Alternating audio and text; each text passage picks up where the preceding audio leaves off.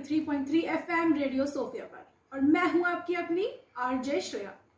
आज हमारी रेडियो वार्ता का विषय है कोरोना से डरना और हमारी इस चर्चा पे हमारे साथ जुड़ेंगे कुछ अतिथि जो अपने अपने क्षेत्र में प्रसिद्ध हैं। सबसे पहले मैं स्वागत करती हूं डॉक्टर अनिका गुप्ता का, जो हमें कोरोना से जुड़ी भ्रांतियों के बारे में जागरूक करें। नमस्कार श्रेया जी। कोरोना वायरस को लेकर लोगों में कई भ्रांतियां फैली हुई हैं, जैसे लहसुन से इसका इलाज किया जा सकता है, सिरके के सहारे हम इस वायरस से लड़ सकते हैं। एक भ्रामक थ्योरी में तो यह भी कहा गया है कि बकरी के दूध से इसका इलाज संभव है। यहाँ पर किसी ने यह अफवाह फैला दी थी कि कारखानों में इस्तेमाल होने वाली अल्कोहल से नए कोरोना वायरस को खत्म किया जा सकता है। इस गलत जानकारी को सही मानकर कई लोगों ने यह अल्कोहल पी ली और उनकी मृत्यु हो गई। कुछ लोगों को तो ऐसा भी लगता है कि रिश्तेदारों व सगे संबंधियों से कोरोना का संक्रमण नहीं हो सकता, परंतु ऐसा संभव नहीं है।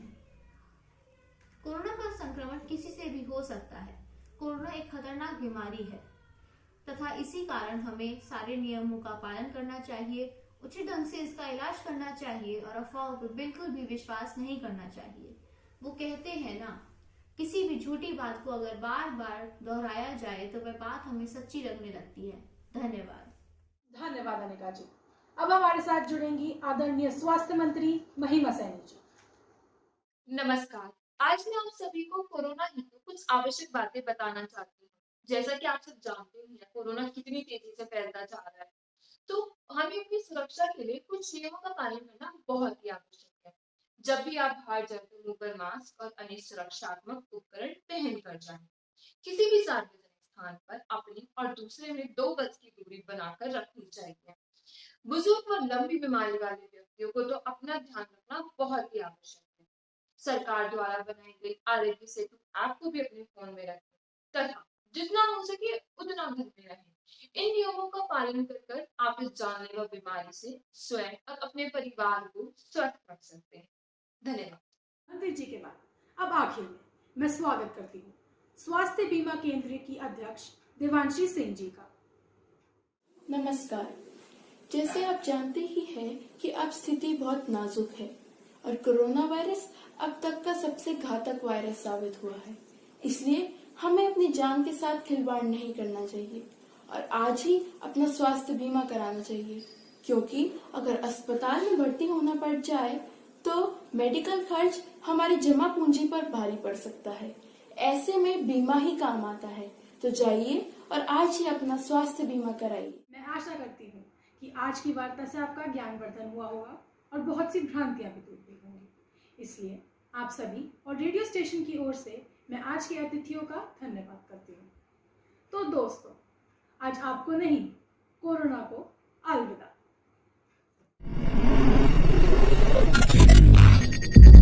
नमस्कार, मेरा नाम ओजस्विनी सिंह है तथा मैं सोफिया गर्ल्स स्कूल से कक्षा 10वीं स की छात्रा हूँ। आपके समक्ष मैं वैश्विक आपदा कोविड-19 के संबंध में एक छोटा सा संदेश प्रस्तुत करना चाहूँगी। तो जैसा कि आप सब जानते हैं, हमारा देश ही नहीं अपितु पूरा विश्व भी कोरोना महामारी से जूझ रहा है। लाखों लोगों की जान इस महामारी के कारण गई है। साथ ही विश्व की अर्थव्यवस्था पर भी इसका प्रतिकूल प्रभाव पड़ा है। विश्व के अनेक देशों में कोरोना की वैक्सीन के निर्माण को लेकर कई प्रयास जारी हैं, किंतु हम सभी जानते हैं कि किसी भी वैज्ञानिक प्रक्रिया में समय लगता ही है, तो कोरोना वैक्सीन आने में भी स्वाभाविक तौर पर थोड़ा वक्त लगेगा। ऐसे में जब कोई सटीक दवा भी उपलब्ध नहीं है, तो हम जागरूकता, जानकारी एवं सावधानी से ही स्वयं बच सकते हैं व अपने परिवार व अन्य लोगों को सुरक्षित रख सकते हैं। ऐसे हालात में यह महत्वपूर्ण हो जाता है कि कोरोना के प्रति हम जागरूक हों व दूसरों को भी जागरूक करें। कुछ बहुत ही सामान्य सी बातें हैं जो हमेशा से हमारी भारतीय सभ्यता का हिस्सा रही हैं, जो हमें इस संक्रमण से बचा सकती हैं। जैसे अपने हाथों को हमेशा अच्छे से समय समय पर धोना, स्वच्छ परिवेश में रहना, स्वच्छ खाद्य पदार्थों का सेवन करना व किसी का भी अभिवादन बिना संपर्क बनाए हाथ जोड़कर करना। इसके साथ ही सरकार द्वारा दिए गए निर्देशों के अनुसार मास्क पहनकर निकलना व सैनिटाइजर के प्रयोग से भी हम कोरोना संक्रमण से सुरक्षित रह सकते हैं।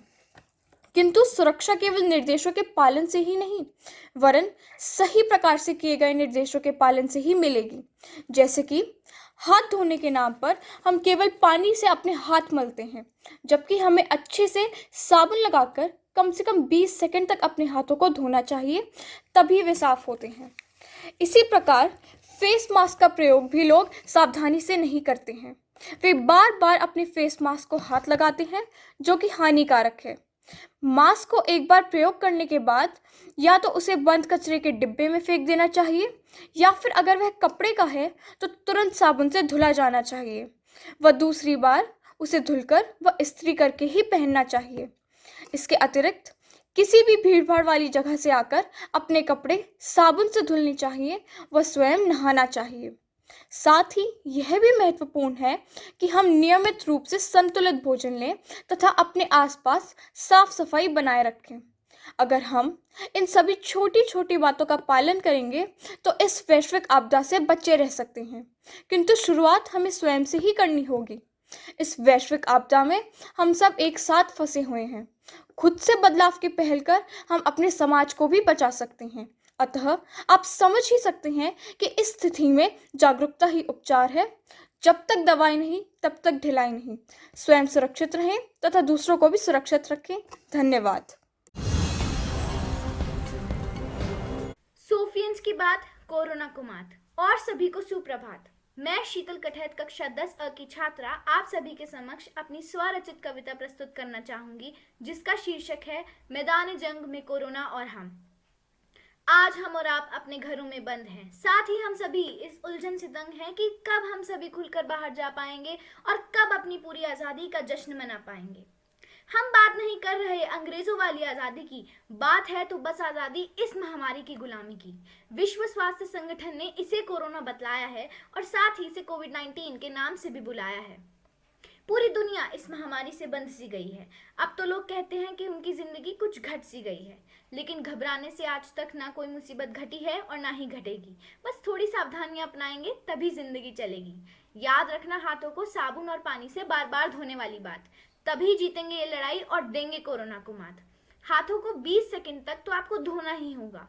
साथ ही बाहर जाते वक्त आपको मास्क भी पहनना ही होगा। बातों को थोड़ी दूरी से करें तो ज्यादा बेहतर होगा, यानी दूसरों से आप तक का माप 2 गज की दूरी होगा।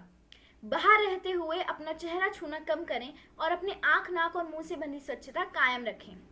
यदि खांसी, सांस लेने में तकलीफ और तेज बुखार ये सभी आ जाए एक साथ तो तुरंत स्वास्थ्य केंद्रीय नंबर पर सूचित कर दें यह बात। अब कोरोना से बचाव के लिए सरकार भी है आपके साथ में।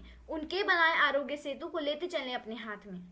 सबसे बड़ी सावधानी है तो बस घर से बाहर ना जाना। ये लॉकडाउन है भलाई के लिए, इसे जरूर अपनाना। जान है तो जहान है, इस पंक्ति को आज ही अपनाना है। बिना किसी जरूरी काम के घर से बाहर ना जाना है। इस महामारी का तोड़ ना ही किसी ने बनाया था और ना ही बनाया है। बस एक ही उम्मीद है कि उस खुदा ने इसकी कमजोरी को कहीं ना कहीं तो छिपाया है। बस उसी कमजोरी की खोज में ही तो वैज्ञानिकों ने यह ठाना है कि अपने देश और पूरी दुनिया को इस कोरोना से बचाना है।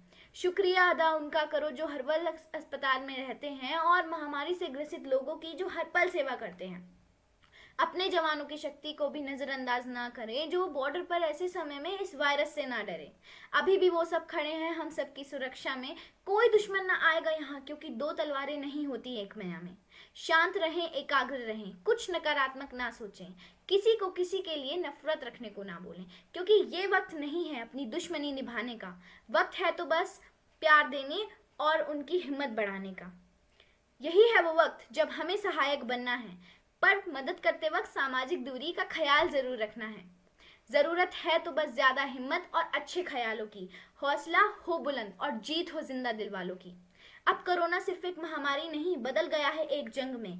इस जंग के तहत अब दुनिया के सारे देश बुलंद हैं। आपको भी इस जंग का एक सिपाही बनना है, बाकी कोरोना सहायकों की तरह डटकर मुकाबला करना है। अब हमें कोरोना के साथ जीना सीखना है और धीरे धीरे इसे अपने देश से बाहर धकेल देना है। धन्यवाद।